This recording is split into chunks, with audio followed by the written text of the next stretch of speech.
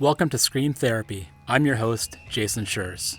In October of 2018, I found myself in the hospital, sitting across from a psychiatrist who was telling me I had bipolar. I was sent home with a bunch of medication and laid on the couch for a week. I had my iTunes library on shuffle, trying to shake the hornet's nest from my head. Ever since I was a kid, I've been using loud music as a form of therapy. Punk rock and mental health have always been connected. This podcast looks at that connection through the lens of different guests. This is Scream Therapy. I am a cliché.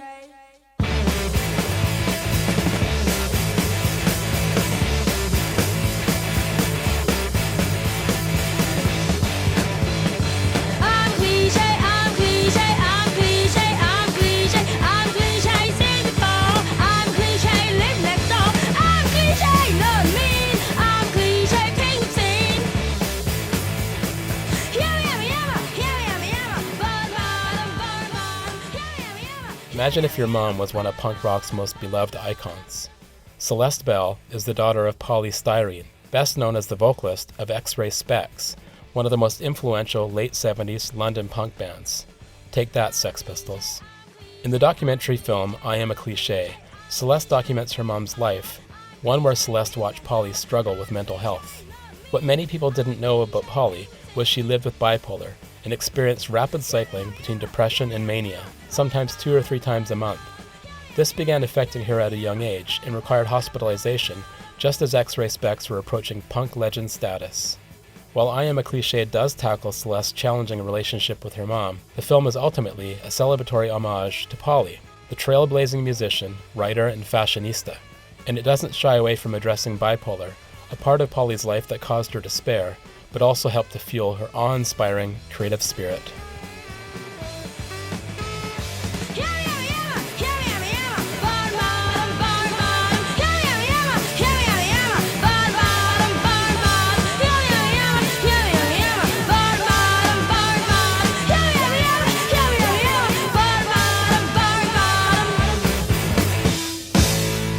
Hi, my name is Celeste Bell. I'm co-director of Poly Styrene. I'm a Cliché, a documentary film about my mother, the late Poly Styrene, which looks at our relationship and also her life and work. I wanted to ask you first of all about Poly's involvement with music when she was quite young. What do you think it was that gravitated her towards that kind of music and that music scene? Yeah, so she didn't start out as a punk. She grew up listening to ska and reggae and Motown. You know, her early friends were skinheads, and that was the kind of music they were into. But she was always artistic, and she always had her finger on the pulse, let's say, of what was going on. So when she was about 16, 17, she was living in Fulham, just around the corner from the King's Road, which was kind of where the whole UK punk scene really started. Initially, she had a store, which was called Poly Styrene, a small shop. She was making her own clothes, selling jewelry and things like that. That's how she came across punk. And, you know, that was one inspiration for her to delve into that music. The other was, of course, seeing the Sex Pistols, an early gig that she saw in Hastings. This was before they were sort of famous. And she realized seeing them play that was something that she felt would be a good vehicle for her musically. But she never really considered herself a punk. She described it as new wave or high energy rock and roll. She just happened to fall into that scene, really. So did you get the sense from all the research you did for the film, going back through her materials that she had, journals, stuff like that, that music was her therapy or part of her therapy growing up, that it was a place that she needed for refuge or solace? Definitely writing was. So songwriting, I think she poured a lot of herself into her songs, her emotions. Her mental state is really clearly reflected in a lot of the songs that she wrote. And she wrote many, many songs and poems that were never recorded and never published. And some of those, you can really see what she was going through mentally. On the other hand, music, it was probably more of a stress than a relief. How so? The performing live, the touring, they're all quite demanding activities that require you to be operating at 110% all the time. Just very simple things like it's a very late night culture. There's usually a lot of drinking and drugs that you're surrounded by. And then it's just so much kind of, you feed off a lot of energy from the crowd. And that particular crowd, that punk crowd, you know, it's quite a hostile environment to play for every night. So it was, you know, definitely the music, the live performing part was probably not therapeutic, I would say, for her. One of the things that really struck me about the film was this idea of performing wellness. And, you know, I live with bipolar and I know what it's like when you're severely depressed and you have to put yourself up or put on that face. And in the film, it's very evident to me, having lived with that myself, that she's performing wellness a lot, especially with interviews, the footage of her in the tour van. Absolutely. I mean, especially in the footage that you see from the Arena documentary. We use a lot of footage from a documentary film that was made in 1978, which followed her around as she was performing and her day to day during the period. And yes, you can really see the impact of her illness because she'd had already her first major breakdown by then, and she was also highly medicated. If you have experience of bipolar and the types of medication that one would take, you'll probably be aware of that. And you can see the difference in archive of my mum before that period and after. And so before, you know, medication and after medication, which is kind of why she had a very conflicted relationship with taking the medication in the first place. How do you see that difference between what she presented when she was pre-diagnosis, not medicated, versus knowing at least what she might be dealing with and being medicated? And also, where was that in the timeline of the band? So my mother had her first breakdown, I think, quite early on. So just after the New York experience. So we're talking about the end of 1977, beginning of 1978. We found footage of very early on, so earlier in 1977, pre-New York, and there are some interviews. And it's really night and day, I think, the difference. So you see someone pre the New York episode, very carefree and youthful and childlike in a way. And then after these breakdown and, you know, hospitalization and medication, you see a bit of a maturity, but beyond her years, and some disillusionment and just that lack of joy in a way. I know that she was misdiagnosed schizophrenic quite early, and then later on in life was looked at again as far as living with bipolar.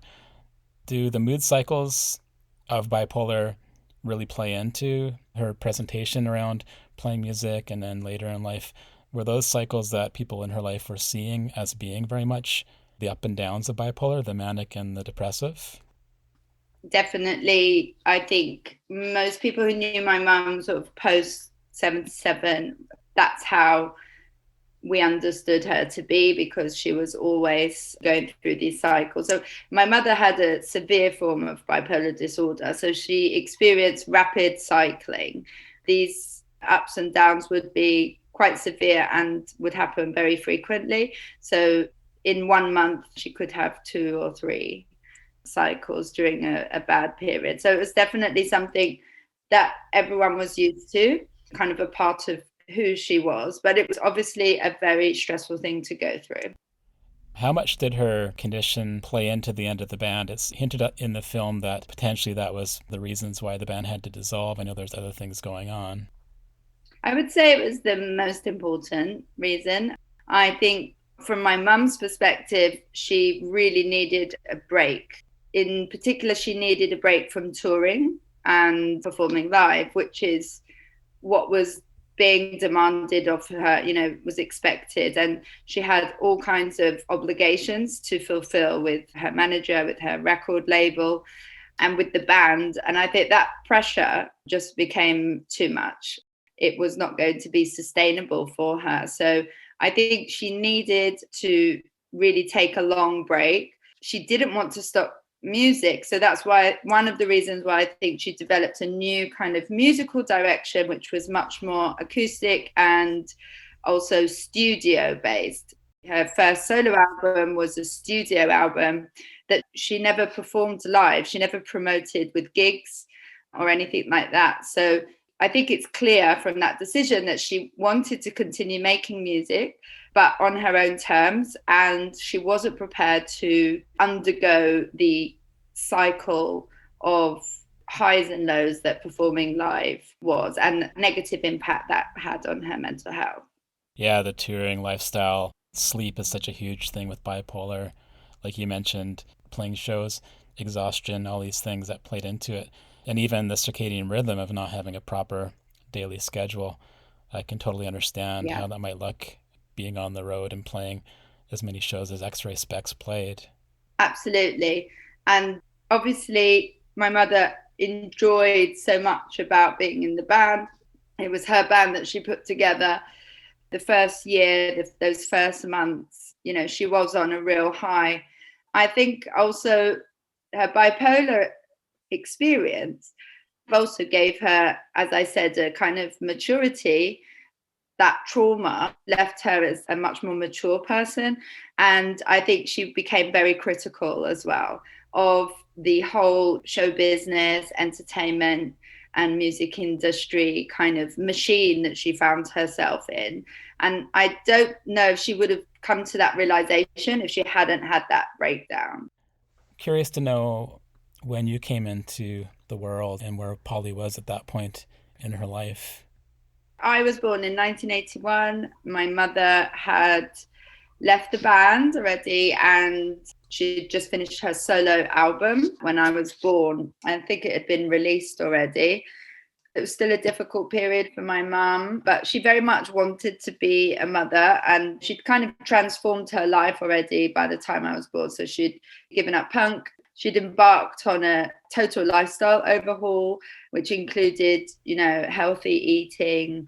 She started to get into things like yoga and then developed an interest in religion and joined the Hare Krishna movement when I was about 6 months old. That was also a period of ups and downs. So yeah, it was quite a difficult thing to grow up with a lot of instability. My mum having bipolar disorder wasn't easy. You know, we lived in a kind of cult. So yeah, you can imagine the challenges. How did being part of the Hare Krishna, you call it a cult, I'll just roll with that. How did that affect her mental health? It had positives and negatives. I would say the positives were a kind of solace in faith, you know, in spirituality, in something bigger than herself. I think that was helpful. The Hare Krishna movement specifically was probably not the best movement to get involved with because it was beyond a religious belief. It was a whole lifestyle which was incredibly austere and involved a very restrictive diet and very extreme sleep deprivation. Oh, wow. Going to bed early and waking up extremely early every morning, and then hours of chanting. Yeah, I think it had a negative effect on a lot of people's mental health. So if you already suffered from bipolar disorder, then it was unlikely to be beneficial. Yeah, the sleep thing, that sounds scary. In the film, you talk about being quite young, a small child, and recognizing that something wasn't right with your mom. Do you remember what that was that you recognized and how it felt at the time? Yeah, I just started to pick up on things, little things, and then bigger things. When I was very small, I saw my mother as kind of like the only person in the world. You know, she was the most important person. So I wasn't really paying attention to how she was compared to other people. So I did not see that there was anything unusual about my mother. Even though I had spent a lot of time with grandparents and it had kind of all gone over my head. I was about 3-4 years old when I started to see my mum in relation to the other people around, and I started to pick up on things that my mother was doing or saying that were not like other people. And also I started to read the reactions of others towards my mother. This realization was, for me, very difficult to go through, because when I started to see my mother as a vulnerable person, that others also saw her in a negative way often, that was very damaging to my sense of stability, because again, this is the person who's supposed to look after me. And, you know, when that didn't seem like a very sure thing, it's kind of like my whole world just imploded. So I do remember that being a very unpleasant experience. And do you remember what you thought about her music or her writing and her art? My mum was always writing and she was always singing. And so it was just something I took for granted as being just normal. But I would say there was a level of resentment. My mother veered between being extremely over possessive and controlling, or being very neglectful as a mother. There wasn't really much of an in between throughout my childhood. So I was ultimately quite resentful of the amount of time she would spend writing and not playing with me or taking me to the park or whatever I thought she should be doing. Getting back to X-Ray Spex, that moment that she says, "Oh, bondage up yours." Some people think little girls should be seen and not heard, but I think, oh, bondage up yours! 1, 2, 3, 4! Was there any pieces of footage that just really tingled your neck hairs, or stuff that you maybe found that you were like, oh, wow? Probably not. It's not actually the musical performances, because as I said, I grew up with my mum singing and performing. It was much more old footage of her just being herself, or interviews that she did. You know, just seeing my mum so young and so cool, and I just love her way of being in those interviews. And so those are the things I really got excited about. The name, Poly Styrene, first of all, was your thought of the name, or was it given to you by a publicist, or what? No, I mean, I thought of it, but it's just I was looking for a name in that, and I thought I'd use a name of something around today, you know, something plastic and synthetic. And I just looked in Yellow Pages, and then I saw it, so I don't know, got it Really? out there. So that's how the name of Poly Styrene finally was born, from the Yellow Pages in the phone book? Yeah. Oh, wow. Gets worse.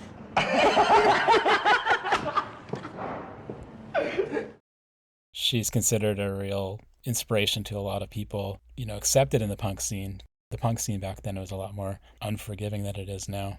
Yeah, the great thing about punk, and there were lots of things that weren't great, but a thing was that it was very accepting of difference and being a weirdo, kind of what they were all playing on and playing up to a large extent. So I think, in a sense, that space for my mum really allowed her to really push the boundaries in terms of not having to conform to any stereotypical models. So especially as a female performer, the great thing about punk, I think, for my mum was that she could totally style herself. You know, she made her own clothes, she created her own look, and the look was based on what she wanted to do creatively, and she didn't have to worry about being pretty or being feminine or being sexy. In fact, these were all things she was purposefully trying to fight against, just with her image, you know, just with the clothes. Before we even get to the lyrics, punk did allow people like my mum to, for the first time, be seen and be celebrated for being themselves.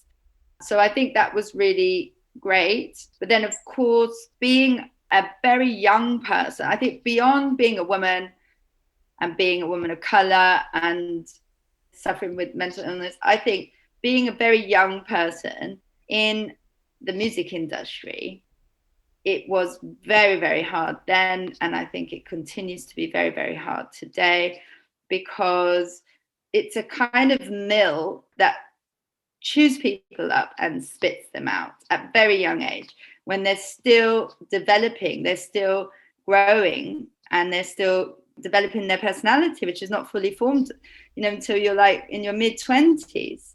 So, the impact of being thrust into this very, very exploitative industry, it can have such a damaging effect on young people. And I think there's not enough awareness of that. Yeah. In her lyrics, did you see a lot of implicit mental health content? Absolutely. Some of them are not very subtle. There's a song called Plastic Bag. The opening line is, "My mind is like a plastic bag. It sucks in all the rubbish that is fed in through my ear. I eat Kleenex for breakfast, and I wipe my tears with soft, hygienic Weetabix," which is like a cereal. And then it goes on to describe, I think, these various mental states that my mother was going through. But then, of course, also the wider insanity of society at the time. Even the melody, even the rhythm, it's very bipolar. So it's like very, very frenetic, fast. And then it goes into this like slower, down-tempo sections. So I think that is the most obvious of the songs that reflect a mental state, but also even songs like Germfree Adolescents. My mother's exploring OCD in that song. I don't think anyone else was singing about OCD, at that time, or even really talking about it. So yeah, definitely you can see mental health reflected in her lyrics. Was there a certain amount of loneliness that she experienced during those days, having this mental health condition that maybe she didn't really even know was going on? People around her that provided support or were dealing with similar things, or was she really out there on her own with that? Yeah, there wasn't really any support, and it was a very lonely time for her, because also you have to remember this was an era when there was a lot of stigma attached to mental health, and people could be very insensitive, including those around her. For example, her bandmates, they were teenage boys, they were not sensitive. And even her manager, who was also her partner, he cared for my mother, and you can see he was protective, but at the same time, he was very worried about, and the other band members too, they were also very worried about what would happen if it all fell apart, if my mum couldn't go on stage, which happened several times. She couldn't go on stage, and then the promoters there, like, getting really angry and threatening them. And so ultimately, it was a very difficult situation for my mother. It was also very difficult for those around her, but I don't believe there was enough sensitivity shown by those around her. But a lot of that can be just explained by the society at the time, and also just the youthful insensitivity. In regards to her being diagnosed and knowing what the symptoms were of that condition, and medication is a big thing, was she, because I know a lot of folks feel like artistically or creatively they may be missing something or may have this dulling of their creativity. Yes, that's exactly how she felt, which is why she always had a very conflicted relationship with medication. So there were periods where she would take it, and there were long periods where she wouldn't take it. The explanation she gave me was that she really didn't feel like herself when she was on the medication. She felt, yes, exactly, dulled, and almost like she was walking around in a kind of cloud. Her head was in some kind of fuzzy cloud. Whereas when she was in her manic one for her, it was just that it was really different for everyone else. And ultimately, my mother had to take medication for everyone else. And I think that is the sad thing, is that those with bipolar or other mental health issues are kind of forced by society to medicate. And I understand, of course it can be helpful as well for the individual, but often I think people like my mother, they felt that they were forced to medicate so they could be manageable and they will not be disruptive. And instead of society creating a world that's more conducive to the well-being of people with mental illness is people with mental illness, they have to medicate in order to function in society. And that's sad. There has to be a balance there. Definitely. Was she able to, in later life, accept the condition, accept the medication in her life the way that it was? Don't want to say accept the dulling, but accept that less bipolar ups and downs. Was she able to, at that point, accept that kind of a life? I think she was very fortunate in the sense that as she got older, her mental health improved without necessarily medication. So the cycles became less frequent, and the manic episodes, again, they were less severe, and her depressive states were also reduced. So I've always been intrigued by why that happened. There's so much we don't know about bipolar disorder. With my mother, there was probably a big connection between her bipolar and her hormonal state, her hormones, which is why when she entered the menopause years, a lot of the symptoms seemed to reduce. So she didn't have to take medication as much. What also happened is that the medication itself improved. She wasn't only left with the choice of lithium, or in the early days it was lithium that it didn't agree with her, or, you know, there was some other like very strong medications that also had an impact on her physical health. You know, I think the medication that they were offering her did improve, lighter doses, and she felt more comfortable with taking it. So I know that there's some debate about punk and whether Poly was a punk, whether X-Ray Spex was a punk band. What's your opinion on that? And punk could mean anything to you. I think X-Ray Spex were musically, you can fit them into the punk, UK punk of that period category quite easily. And I think in terms of DIY, my mother really, she encompassed that attitude more than many others. But, you know, she wasn't into labels. So if my mum didn't want to put a label on it, then that's where I'm at as well.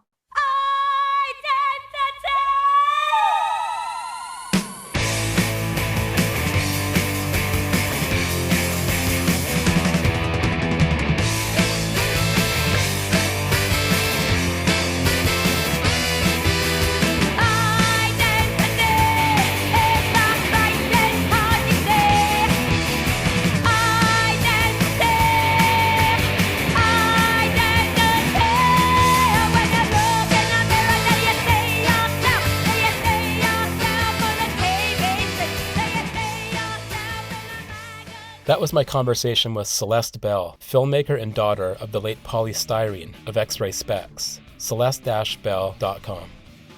Thanks for listening to the latest episode of Scream Therapy. I'm coming to you from Powell River, a small coastal town in British Columbia, Canada, on the traditional territory of the Tla'amin Nation. Doing this podcast and talking to other folks living with mental health challenges has been a huge part of my journey. It means the world to me that you're out there listening. You can sign up for my newsletter and find more episodes at screamtherapyhq.com. That's screamtherapyhq.com. I'm looking forward to hearing from you. Let's talk punk and mental health. Thanks again for listening. Until next time, take care and be well.